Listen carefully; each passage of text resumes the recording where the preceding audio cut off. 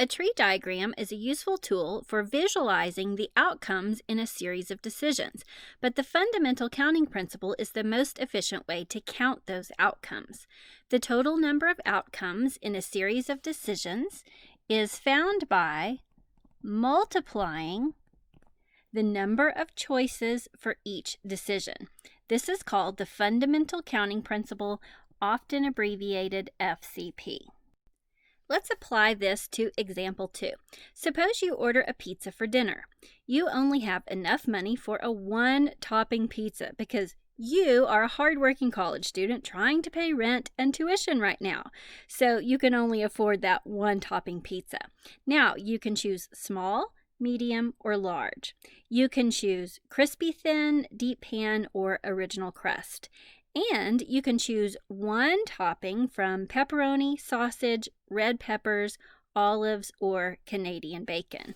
Man, I know what I would choose. Use the fundamental counting principle to determine how many pizzas are possible. So notice here, we have 3 decisions to make.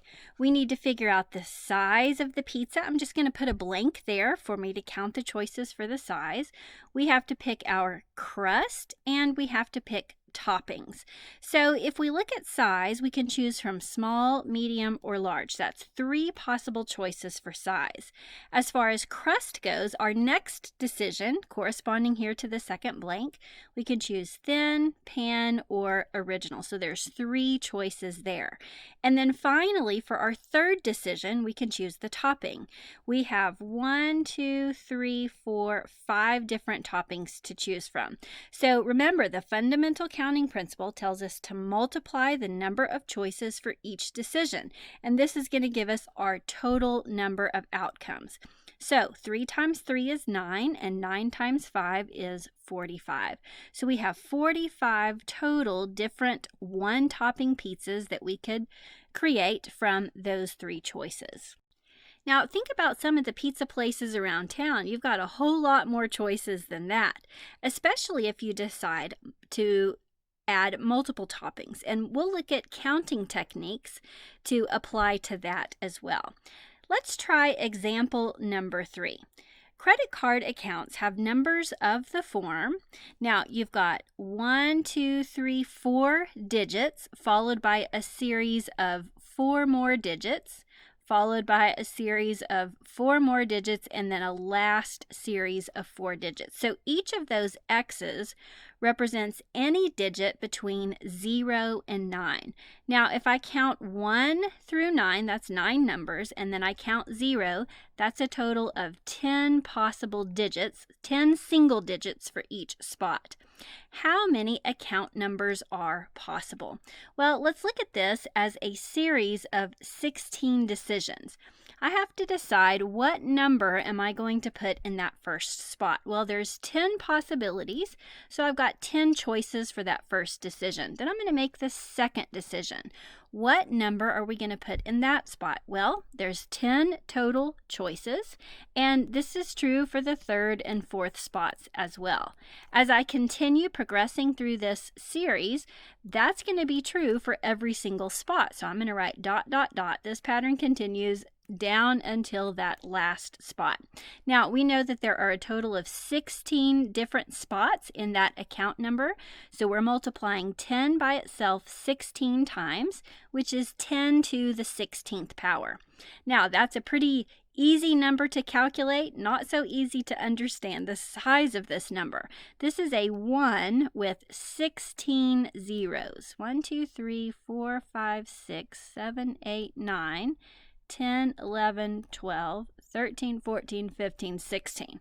That is a big number. Let's see if we can speak this number. Let's get our commas in here so we can begin to decipher what number this actually is. So counting our series of 3 here, that's our thousands period. This is our millions period. This would be our billions period, followed by trillions. So finally, this period would be quadrillions. So it looks like you have 10 quadrillion different possible account numbers. Now, this particular setup is counting every possible account number. That includes numbers like 0, 0, 0, 0, followed by 4 zeros, so all zeros. And a credit card company is unlikely to assign that particular number. Sometimes they'll put restrictions on certain digits, or they'll issue patterns for certain areas. So what if there are some restrictions? How do we count that? Well, let's try that in example 4. If no phone number can begin with 0, 1, or 5, so we've got some restrictions here. The first spot cannot be 0, 1, or 5. How many 7-digit phone numbers of the form? You've got 3 numbers followed by 4 numbers. So we're not looking at area codes. We're just looking at the basic phone number. So we've got 7 decisions to make, right? 1, 2, 3, 4, 5, 6, 7. We're going to count the number of choices for each spot and then multiply. Now, the first spot has restrictions. It cannot be a 0, 1, or 5. And we've discussed there are 10 one-digit numbers. Now, remember, this is describing the number of spots in the phone number, but we know that there are a total of 10 single digits. However, the first spot cannot use any of those 3. So there's 7 possibilities left for that first spot. Now, there's no restrictions on the other spots, so each of those spots have a possibility of 10 different digits in those spots. So it looks like we have 7 times 10 to the 6th power, or a 7 with 6 zeros. So we have 7 million possible 7-digit phone numbers. Now, as the number of phone numbers issued has increased, many people have 2 or 3 different phone numbers. We could also attach a 3-digit area code out here and increase the number of possible phone numbers as well. Let's try example number 5. Suppose a multiple choice test consists of 10 questions, each having choices A, B, C, and D. If you leave nothing blank, in how many ways can you answer the test? So imagine yourself taking this 10-question test. Each question has 4 different choices, A, B, C, and D. So we're going to look at this as a series of 10 decisions. If I look at question number 1, there's 4 possible choices for question number 1. For question number 2, I've got 4 possible choices. And this is going to be true for all 10 questions on that test. So notice in this case, we are multiplying 4 by itself 10 times. That's equal to 4 to the 10th power. Now, that is not a 4 with 10 zeros, right? If you have a base 10 and an exponent of some number, then you can simply use that exponent to count zeros. But we're going to evaluate this one on the calculator. 4 caret key and then the 10th power looks like 1048576, or 1,048,576 possible different ways to answer that test. Now, here's a sneak peek of what we're going to cover in section 11.4. We haven't learned about probability yet. Probability is a measure of likelihood, but we can use our intuition to reason through this. Use your intuition to determine the probability or likelihood that you randomly answer the test because you didn't study, right? You've got this pop quiz, 10 questions, 4 choices each. You're just going to randomly pick letters. What is the probability that you randomly answer the test and make a 100, a perfect score? Well, if you think about that test, there's only one way, one arrangement of choices that would give you that perfect 100 score. So there's one correct way to answer all 10 questions right out of a total of 1,048,556 different ways to answer the test. Now, if we divide this out on our calculator, we're going to turn that fraction into a decimal. we get a number in scientific notation. I'm just going to round it 9.54. Now, the E-7 on the right side of your calculator, that's scientific notation. So this is about 9.54 times 10 to the -7th. 9.54 times 10 to the -7th. And I'm going to do the squiggly equals because I've rounded here, so it's approximately 9.54 times 10 to the -7th. That is taking the decimal from its current position 7 places to the left. So that's 1, 2, 3, 4, 5, 6, and then 7. So that's what it looks like as a decimal. If we want to convert a decimal to a percent, we're going to move that decimal back 2 places to the right. So we'd have 4 leading zeros and then 954%. So think about how unlikely it is that I would randomly guess and make a 100.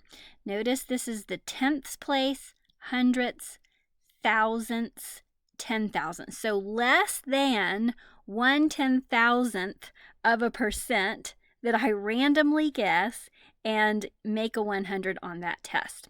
You know what the moral of this story is? Just spend the time studying. Prepare for that test. It's unlikely that you'll guess and make 100. Let's continue with a few more fundamental counting principle problems. Example 6. How many different 4-letter radio station call letters can be formed if the first letter must be a W or a K? So oftentimes radio stations have 4 call letters, and the first spot must be a W or a K. So we know for the first spot, there's only 2 possible choices. We can pick a W or we can pick a K. For the other 3 spots, we can pick any letter, and it's possible that the letters repeat. So if we think about our English language, we've got 26 letters in our alphabet. That means 26 choices for this spot. If we can choose any letter for the third spot, we've got 26 choices there and 26 possible choices for that last spot.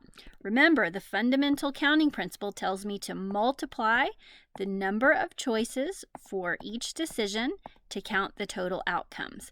So it looks like we can come up with 35,152 possible call letters. That's a lot of choices. Let's finish with one more interesting example. The serial number on a $1 bill consists of a letter followed by 8 numbers and a letter. So if you look at this dollar bill, the serial number is over here on the top right, and you can also see it over here on the bottom left. If letters cannot be repeated, okay, letters cannot be repeated, so whatever we choose for this spot cannot match that spot. But numbers can be repeated. Like, for example, in this serial number, I see a 4, and it's repeated over here as well. So numbers can repeat, but letters cannot. How many serial numbers are possible? So let's think about this. We have a letter followed by 8 digits, followed by a letter. Let's just talk about the letters first. If I look at that first spot, I need to choose one letter out of 26. We've got a total of 26 possible letters for that first spot. Now I'm going to skip the numbers for a second and look at the last spot because it's also a letter. Letters cannot repeat. So whatever letter I choose for this first spot, I can no longer use that in this spot. It's not an available choice. So whatever I choose for the first spot, there's only 25 letters left to choose from for that last spot. So you can see that number decreasing there. Now here in the middle, we've got numbers, and the numbers can repeat, so every single spot we have a choice of 10 digits, right? Anything between 0 and 1. I'm just going to do ... 10. So we could write this in concise form. I'm going to rearrange it a little bit. Let's group our 26 and 25 together. And then remember, we had 8 spots there in the middle, and each spot had 10 possible digits. So we can calculate that as 10 to the 8th in shorthand notation. Now, look what happens when you type this into your calculator. 26 times 25 times 10 to the 8th. You get a number in scientific notation, 6.5 times e to the 10th. So let me show you a way around it. Let's just multiply the 26 and the 25.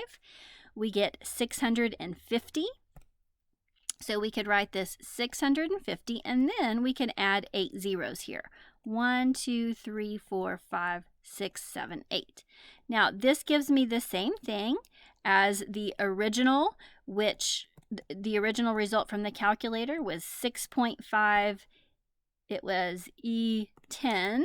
Sorry about that. 6.5 times 10 to the 10th power. So notice if I have the decimal right here and I move it 10 places to the right, 1, 2, 3, 4, 5, 6, 7, 8, 9, 10. It would give me the same result. Okay, so if you don't like looking at the scientific notation, remember, powers of 10 are easy to calculate. The exponent simply gives you the number of zeros. Then I multiplied those two numbers together and added 8 zeros. So let's see if we can say this number. So again, here's our thousands period, millions period. So this is the billions period. So it looks like 65 billion possible different serial numbers for the $1 bill. So the interesting thing about those serial numbers is that they can design them specifically, send them out to regions, and they can track those so that they know how those dollars are circulating amongst the population. So that's kind of interesting. But 65 billion possible unique serial numbers, that's a lot of $1 bills. So in summary, the fundamental counting principle simply states that in a series of decisions to count the total possible outcomes, we're going to multiply the number of choices for each decision. Pretty simple.